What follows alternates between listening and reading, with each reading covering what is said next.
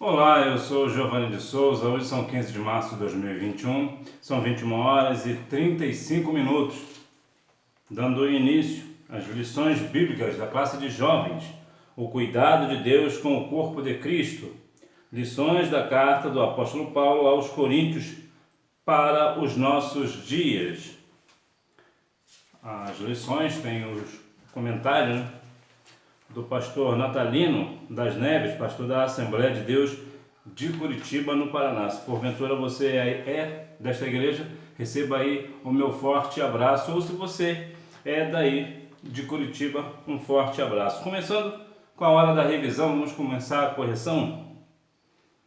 Resposta número 1, o apóstolo Paulo. Resposta número 2. Foi escrito aproximadamente entre 50 e 51 depois de Cristo. Resposta número 3. Não existe um propósito único para a carta, pois o seu conteúdo evidencia algumas finalidades. Orientar os crentes depois que os da família de Cloé comunicaram que havia contendas entre os irmãos. Tratar de vários problemas, como por exemplo divisões, fornicação e brigas internas levadas ao tribunal da cidade. Responder algumas dúvidas a respeito do casamento, de alimentos sacrificados aos ídolos, comportamento das mulheres na igreja, o modo de celebrar a Santa Ceia do Senhor, a necessidade de ordem nos cultos e questões a respeito da ressurreição. Resposta número 4, a igreja que estava em Corinto. Resposta número 5, segunda lição, o problema que mais preocupava o apóstolo era a divisão interna da igreja. A lição número 1 tem por título a primeira carta de Paulo à igreja de Corinto. Texto do dia. Porque foste comprados por bom preço, glorificai, pois, a Deus no vosso corpo e no vosso espírito, os quais pertencem a Deus. 1 Coríntios capítulo 6, versículo 20.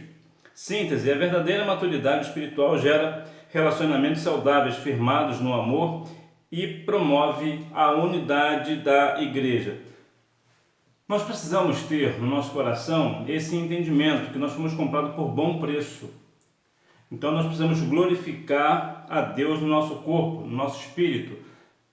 Dar a Ele toda a honra, glória, louvor e adoração.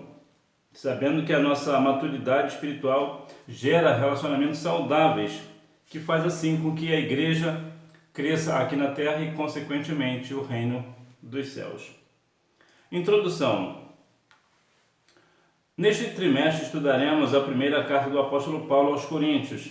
Nessa primeira lição vamos apresentar uma visão panorâmica da carta e seu contexto. Veremos também quem é o autor,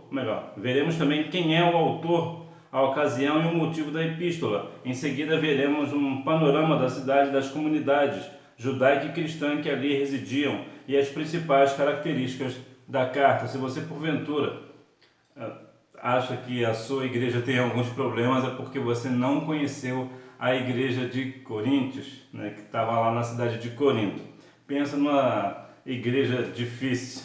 Agora você vê que existem algumas questões interessantes. Por exemplo, a igreja plantada lá era uma igreja que tinha vários problemas, entretanto era uma igreja rica de dons. Autoria, data, local e propósito. Paulo, o autor da carta. O apóstolo Paulo é o autor da primeira carta aos Coríntios. Ele ficou conhecido como o apóstolo dos gentios, mas era judeu, cidadão romano e cidadão da diáspora, influenciado pela cultura helenista. Paulo falava o hebraico, além do aramaico, do grego e do latim. Vemos que o apóstolo Paulo, ele era um homem bem intelectual, ele era um homem intelectual. Então veja que aqui nós já vemos uma questão, sobre que Deus também chama os capacitados. Deus tanto chama os capacitados como também capacita os chamados. De qualquer forma, é sempre a obra do Senhor que é feita. E nessa igreja de Corinto existiam alguns problemas, sobre a religiosidade, questões de leis, alimento sacrificado a ídolos e tantas outras coisas. Então, vemos que o apóstolo Paulo, ele foi um homem guiado por Deus para lá, para que assim pudesse fazer algo extraordinário na igreja, e assim fazer da igreja de Coríntios uma igreja que vivenciasse a palavra. A ocasião, local e a data da carta. No início, a comunidade de cristãos era formada de pobres e de pessoas sem muita instrução, até que Crispo e Sóstenes, ambos chefes da sinagoga, também se converteram. Veja que as pessoas até falam muito, né? Principalmente as pessoas que são ateus, céticos, ou pessoas que não têm nenhum temor a Deus, sempre costumam dizer sempre a mesma coisa, que o cristão, ele é cristão porque ele é pobre, porque uma pessoa rica, ela nunca vai ser cristã, porque a pessoa rica tem como pagar bons estudos e ninguém estudioso será cristão, o que não é verdade. Temos alguns exemplos até mesmo nos nossos dias, né? Até nos nossos dias temos exemplos como, por exemplo, o saudoso pastor Antônio Gilberto, que era tido pela NASA entre os 100 homens mais inteligentes do mundo. Então veja que há algumas questões, é claro que isso aqui é só um caso isolado, mas tem vários outros, mas a questão aqui não é essa, não importa a questão do estudo. A questão nossa, como eu sempre digo, que o estudo nada é, o conhecimento nada é sem comunhão com o Pai. Então veja que há pessoas que tendem a pensar que o cristianismo ele é apenas ao pobre, principalmente pela questão de que Jesus falou que é mais fácil passar um camelo no fundo de uma agulha do que o rico entrar no reino dos céus. Mas isso aqui é uma outra questão, é uma outra conotação, mas por conta disso as pessoas acabam achando que de fato o rico nunca vai entrar no reino dos céus, e sim, ele entrará. Por quê? Porque muitos ricos também, estudiosos também, têm fé no Senhor e Salvador Jesus Cristo e sabem. Entretanto, nós vemos que a comunidade cristã era formada principalmente de pessoas sem muita instrução. As pessoas não tinham muita instrução. Agora, há pessoas sem instrução que sabem muito mais das coisas do Senhor, das coisas de Deus, do que pessoas que tenham muita instrução no conhecimento gramatical, vamos assim dizer. Aqui eu não vou fazer aqui nenhuma apologia a isso ou aquilo, a ideia aqui é somente deixar claro que uma igreja pode, independente da forma que ela começa, ela pode expandir. Temos aqui na ocasião a questão dos cristãos que eram formados por pessoas sem instrução, mas depois que Crispo e Sóstenes viraram chefe, as coisas mudaram. Então veja que a ideia é que nós devemos mudar, continuar estudando, conhecer os propósitos do Senhor em nossa vida e continuar estudando tanto a palavra quanto coisas que não estejam na palavra. Você precisa ter uma formação profissional, por exemplo, você precisa cursar um curso de faculdade, por exemplo, um nível superior, ou mesmo o primeiro ou o segundo grau, que eu não sei mais como fala hoje, né? Que mudou algumas coisas, né? Então veja que a igreja ela precisa sempre expandir. Propósito da carta. Não existe um propósito único para a carta, pois o seu conteúdo evidencia algumas finalidades. 1. Orientar os crentes depois que os da família de Cloé comunicaram que havia contenda entre os irmãos. Vemos que até hoje há alguns lugares, algumas igrejas que ainda têm essa contenda entre irmãos, há dissensões entre irmãos, e não devemos ser assim. A Bíblia diz, Salmo 133, número 1, que ó quão bom e quão suave é que os irmãos vivam em união. É bem verdade que uma coisa ou outra, principalmente na questão teológica, há algumas discussões, há alguns assuntos que algumas pessoas vão pensar de forma diferente, isso é natural. Mas aqui a questão aqui era pior, não era a questão bíblica, eram outras questões, eram divisões completamente humanas, meramente humanas. Tratar de vários problemas, como por exemplo, divisões, fornicação e brigas internas levadas ao tribunal da cidade. Veja que a fornicação, que dá a ideia de forno, esquentar, é pecado, principalmente aqui na questão de jovens, né? Principalmente não necessariamente de jovem, para ser mais exato. Fornicação, quem pratica fornicação é uma pessoa que não é casada e tem relacionamentos íntimos com alguém. Isto é fornicação. A masturbação também é uma forma de fornicação, também é fornicação. Ou isto é fornicação. O que é fornicação? É todo o pecado da carne que é feito por pessoa não casada, que não seja casada. Então ela não pode ter um relacionamento íntimo. A pessoa que não é casada e tem um relacionamento íntimo, ela está fornicando. Brigas internas levadas ao tribunal da cidade. Veja que, olha que situação, uma igreja em que os cristãos processam os cristãos da mesma igreja. Olha que dissensão, olha que estranho, olha que coisa estranha, porque Jesus falou que o mesmo reino não pode ser dividido, porque ele certamente vai ser enfraquecido. E olha como está essa igreja, está dividida. E aqui numa situação bem humana, né? Que aqui não é questões de processo, né? Nem é uma questão teológica, né? É uma questão de processo, de vida humana, de questões humanas. Então veja o quão é a situação da vida do povo da igreja, né? De Coríntios. Responder algumas dúvidas a respeito do casamento.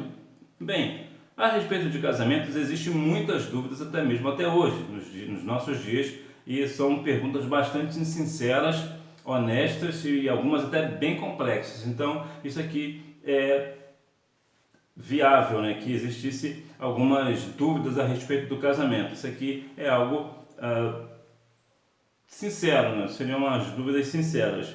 De alimentos sacrificados aos ídolos, isso aqui é um perigo. Até hoje, em algumas igrejas, é claro que é um pouco mais raro, né? Mas há alguns casos de pessoas de igrejas que sacrificam alimentos a ídolos. Eu já vi certa vez, uma santa ceia sendo ministrada com alimento, com carne de porco, por exemplo. Você vê a que ponto que chegou, né? E aqui não é nem a questão do porco ser um animal impuro. Aqui, mesmo se fosse um boi, por exemplo, isso aqui é para você ver como é a questão da carne em si, né? Recentemente, uma líder de uma igreja servia estrogonofe, por exemplo, na ceia do Senhor, para você ver como que até hoje é algo que ainda acontece, né? Claro que ali o estrogonofe não é necessariamente um alimento sacrificado a ídolo, não é que o ponto, como também o porco também não, mas aqui já denota uma questão assim fora dos padrões bíblicos, né? Isso aqui, se hoje que nós temos esclarecimento acontece essas coisas, imagina naquela época, né? Comportamento das mulheres na igreja. A questão do comportamento das mulheres é algo que vai ser um pouco mais complexo de tratar. Por quê? Porque muitas das vezes as pessoas falam muito das mulheres, que as mulheres falam muito e assim criam uma confusão na igreja, mas vamos aqui abrir um parêntese, porque na verdade há homens também que falam muito. E neste caso também, por exemplo, vou dar um exemplo aqui bem prático para você compreender essa questão, porque o apóstolo Paulo disse que as mulheres ficam caladas na igreja. Por exemplo, imagine que a sua igreja é uma igreja que tem todos os departamentos e todos os departamentos estão conversando. Qual o departamento que o pastor vai chamar a atenção? Vai ser do círculo de oração? Não, não vai ser do círculo de oração, nem do ministério. Qual vai ser? Vai ser o ministério das crianças. Eles vão sempre apontar para as crianças. As crianças aí, por favor, preste atenção. Mas aqui quando Paulo fala para as mulheres, ele está falando para a igreja. Como hoje, quando um dirigente fala para as crianças, ele adverte as crianças, na verdade ele está falando para a igreja toda. Só que por que falou das mulheres? Porque que na época as mulheres seriam, vamos assim dizer, né, o conjunto assim, como eu vou usar aqui a expressão, seria um conjunto mais fraco, vamos dizer assim, mais inocente, vamos assim dizer, né? Assim como as crianças são hoje, né? As crianças hoje tomam culpa de tudo, né? Tudo é culpa das crianças, onde muito na verdade são os adultos que fazem o erro, que cometem o erro, mas passam a conta para as crianças, porque as crianças são mais inocentes, não vão brigar, não vão falar nada, não vão gritar, não vão fazer nada, vão ficar na delas. Então você vê que aqui é um caso a se pensar. O modo de celebrar a ceia do Senhor, a necessidade de ordem nos cultos. Aqui, até hoje, nós precisamos entender que tudo tem que ser feito com decência e ordem. E questão a respeito da ressurreição. Então, esses são alguns dos propósitos da carta de Coríntios.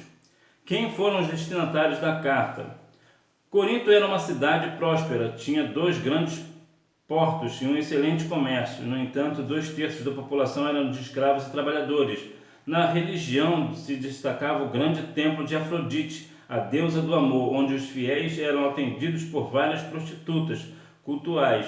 Ali grandes festas tidas como sagradas, com carnes sacrificadas a ídolos, eram celebradas. Então vejam que ponto está o negócio.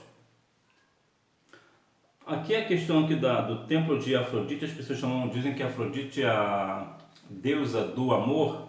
Na verdade, se a gente for trazer bem da realidade, Afrodite seria a deusa da prostituição, ou aqui no ponto de culto pagão, de a deusa da promiscuidade, dos desejos da carne, porque a Bíblia tem um livro chamado O Cântico dos Cânticos, ou Cantares de Salomão, que é o livro ideal para quem quer ter um relacionamento amoroso segundo os princípios bíblicos. E não é aqui o caso. Aqui eram cultos, né, a essa deusa, que na verdade era questão de prostituição e um templo pagão. Então veja que aqui é dos pontos da igreja de Corinto, onde a igreja está plantada, né?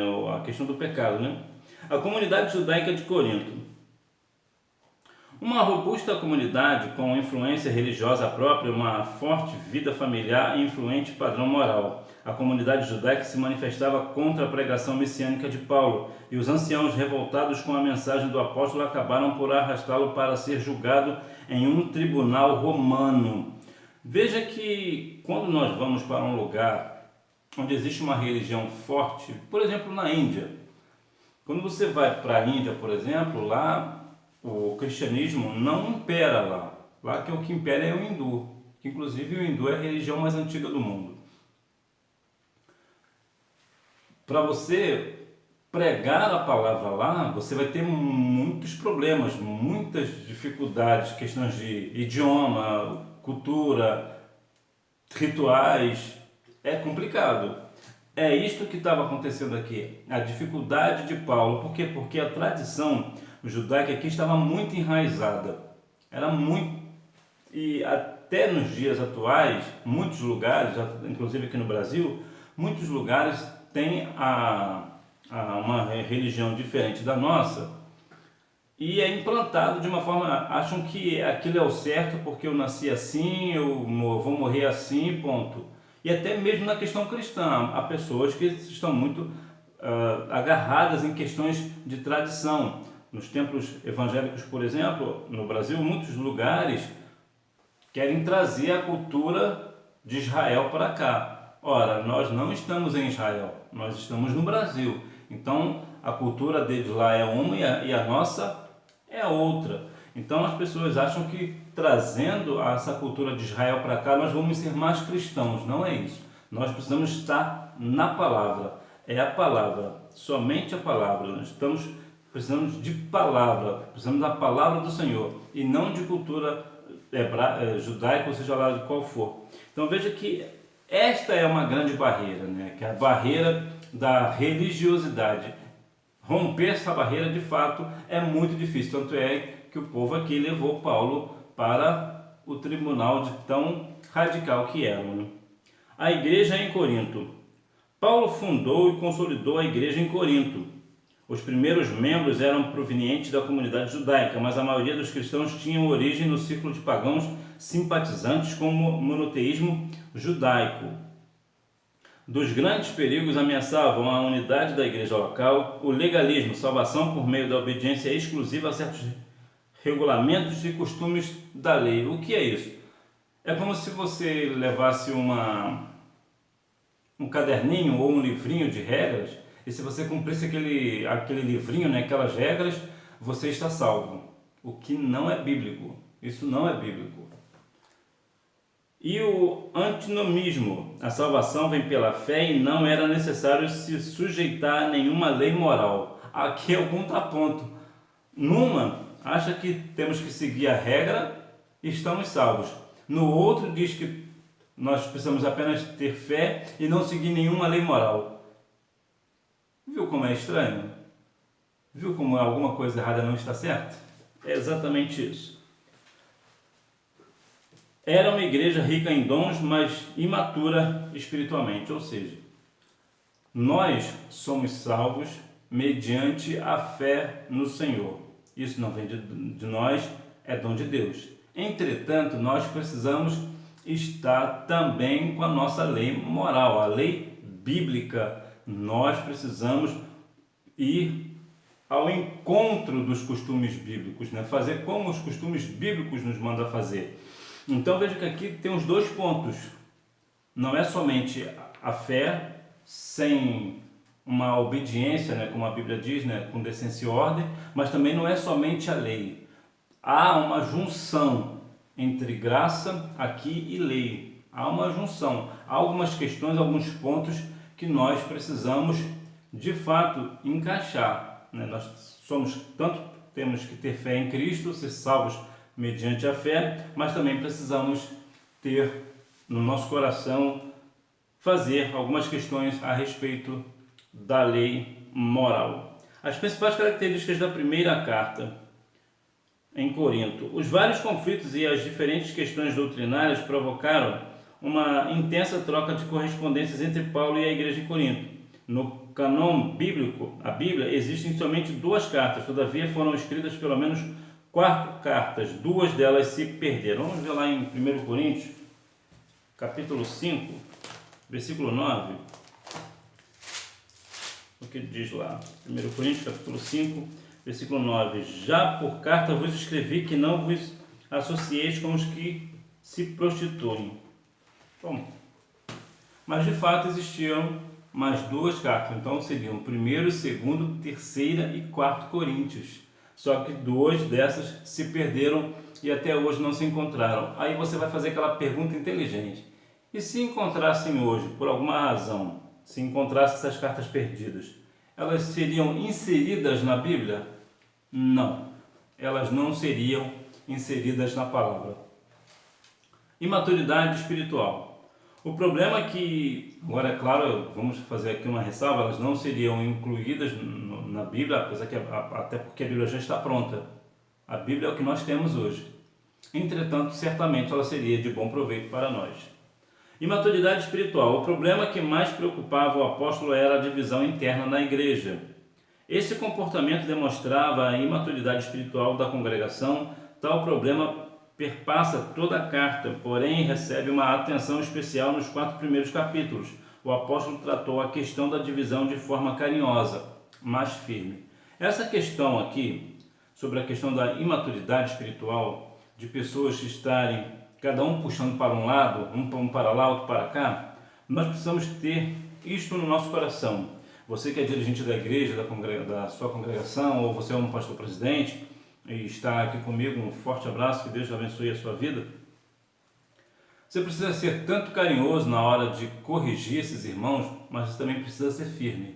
Você não pode deixar, como se diz por aí, né? Deixar solto. Não, você precisa ser firme, você precisa ter firmeza naquilo. Se não pode, não pode. Se é, e ponto. Agora, é claro, como fazer com amor, com carinho. Você precisa também demonstrar respeito às suas ovelhas, até porque as ovelhas são do Senhor. Você apenas está cuidando e tratando. O contraste entre a loucura da cruz e a sabedoria do mundo.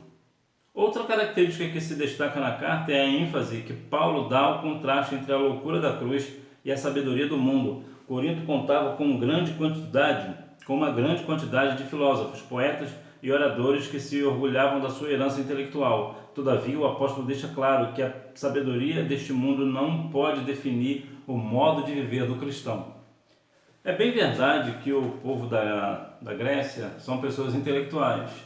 Claro que quando você pode ouvir um pensador, um filósofo, por que não ouvir, né? Temos alguns brasileiros também, alguns interessantes, a gente para e ouve e retém aquilo que é bom.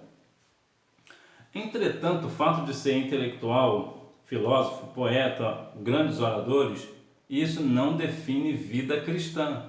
A nossa vida ela é pautada pela palavra e não por oradores, matemáticos, filósofos, intelectuais de toda espécie. Não é nada disso. Nós somos pautados pela palavra. A palavra é a nossa única regra de fé e prática. O que é isso na prática? Você só pode ter fé na Bíblia e praticar o que a Bíblia diz, e não praticar o que ela não diz. Conclusão. A primeira carta aos Coríntios foi escrita pelo apóstolo Paulo, quando ele estava em Éfeso, durante a sua terceira viagem missionária, entre 55 e 56 depois de Cristo. O objetivo era orientar os crentes a partir de informações recebidas de pessoas da casa de Cloé e responde aos questionamentos da igreja.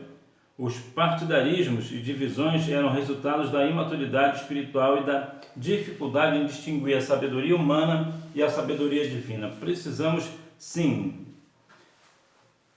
ver as questões, as diferenças entre a sabedoria divina e a sabedoria humana. Nós sabemos que a Bíblia diz que a loucura de Deus é mais sábia do que a sabedoria humana. Veja que nós, independente da sua linha, que geralmente todo mundo, cada um de nós temos uma linha bíblica que nós seguimos, independente da linha que você segue, você precisa ter respeito por aquela pessoa que pensa diferente de você, ou diferente de mim. Quando você vai para uma questão bíblica, por exemplo, que eu vou falar somente da palavra, você precisa compreender que há pessoas que vão compreender a Bíblia diferente de você. E pode ser que elas estejam com a razão e você não. E também pode ser ao contrário, ou pode ser ambas. Ambas podem estar corretas, pode parecer estranho, mas é verdade. Há algumas questões bíblicas que, mesmo tendo duas visões diferentes, são bíblicas. Então veja que nós não devemos fazer com que o nosso conhecimento, tanto bíblico quanto não bíblico, exceda a nossa vida pessoal, a nossa vida cristã. Em outras palavras, nós precisamos compreender que, independente do que nós conhecemos, independente do que você conhece, o grau de conhecimento que você tem da palavra ou de outra coisa, da sua formação profissional, independente de todas essas coisas, a sabedoria humana é superior à sua, ou à minha, ou a ambas. A sabedoria divina, ela é superior a tudo isso. Nós precisamos compreender, a sabedoria de Deus é muito superior à sabedoria humana. Lembra da questão de Jó? Jó se achava, em algumas questões, que estava correto, que parecia que ele queria ser, parecia que estava mais esperto do que Deus, né? Conhecia mais do que o Senhor. O Senhor fez 2 ou 3 questões para ele e acabou com a questão de Jó. Então veja que a sabedoria divina, ela é muito superior. Então nós precisamos se basear nesta sabedoria divina. É o que Deus diz, o que a Bíblia diz, o que Deus diz a respeito disso ou daquilo. Nós precisamos pautar a nossa vida no que a Bíblia diz, no que Deus tem para nós, porque a sabedoria de Deus excede o nosso entendimento, o nosso conhecimento. E assim como a terra está distante do céu, assim também os planos de Deus e a sabedoria de Deus está distante da sabedoria humana. Ou, na verdade, do homem, né? O homem está distante da sabedoria de Deus, seria mais correto em dizer. Então veja que nós precisamos pautar a nossa vida pela palavra. Independente, claro, nós precisamos ter conhecimento, procurar conhecimento, mas volto a dizer, o conhecimento nada vale se ele não tiver comunhão. Se alguém, por exemplo, muitos ateus geralmente conhecem mais Bíblia do que muito cristão, mas nem por isso ele vai ser salvo. Por que ele não tem salvação? Porque ele não crê na palavra e não tem comunhão com o Pai. Então, o conhecimento ele precisa de ter comunhão com o Pai, precisa ter esta questão diante do Senhor. Conhecimento nada é sem comunhão. A gente precisa ter comunhão com o Senhor e sim, prosseguir em conhecê-lo. Agora, claro, há algumas pessoas, por exemplo, que às vezes não sabem nem ler, nem escrever, nem mesmo o nome. Entretanto, conhece a Bíblia melhor do que muita gente, melhor do que muito teólogo, tem uma vida espiritual extraordinária. Por quê? Porque tem comunhão, não tem conhecimento, mas tem comunhão, e a comunhão é sempre mais importante do que o conhecimento. Agora, uma outra questão que eu preciso deixar claro, não estou dizendo aqui que você não é para você ter conhecimento, não estou dizendo isso. Estou dizendo que você tem que ter conhecimento com comunhão. Você precisa conhecer a palavra, conhecer o teu Deus e ter comunhão com Deus. É isso que é o ponto. Então veja que a nossa vida ela precisa estar cada dia mais pautada nas questões bíblicas. O conhecimento humano nenhum valor tem diante de Deus. Que Deus em Cristo continue abençoando a sua vida e que você tenha uma boa aula e não deixe de ir à Escola Bíblica Dominical, até porque quem faz a escola é o aluno. Tchau!